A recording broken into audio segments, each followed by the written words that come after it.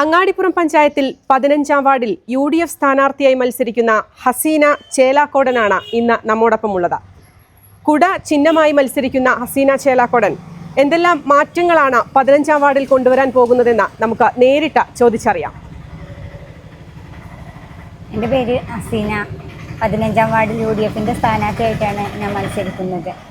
പിന്നെ ഞാനിവിടെ ചിഹ്നം കൊടയാണ്. പിന്നെ തൊഴിലുറപ്പിൻ്റെ ADS ആയിട്ട് ഇവിടെ വർക്ക് ചെയ്യുന്നുണ്ട്. പിന്നെ 10 വർഷം നമ്മുടെ മെമ്പർ ഇവിടെ ഒരുപാട് വികസനങ്ങൾ കൊണ്ടുവന്നിട്ടുണ്ട്.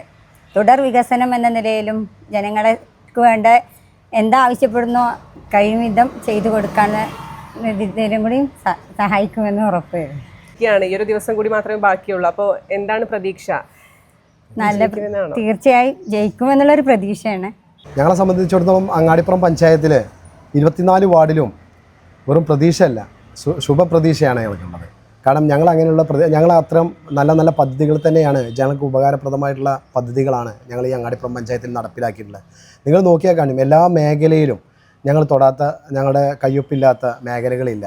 നിങ്ങൾ വിദ്യാഭ്യാസ മേഖല എടുത്ത് നോക്കുക, ആരോഗ്യ മേഖല എടുത്ത് നോക്കുക, കർഷക മേഖല എടുത്ത് നോക്കുക, തൊഴിലുറപ്പിൻ്റെ മേഖല എടുത്ത് നോക്കുക.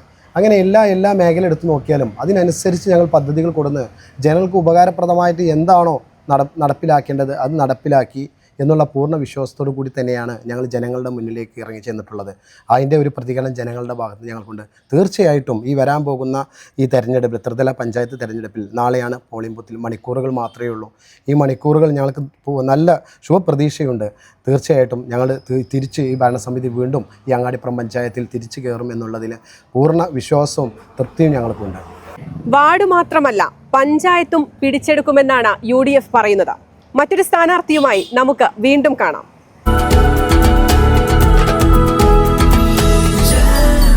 Jam June Hypermarket, exceeding expectations.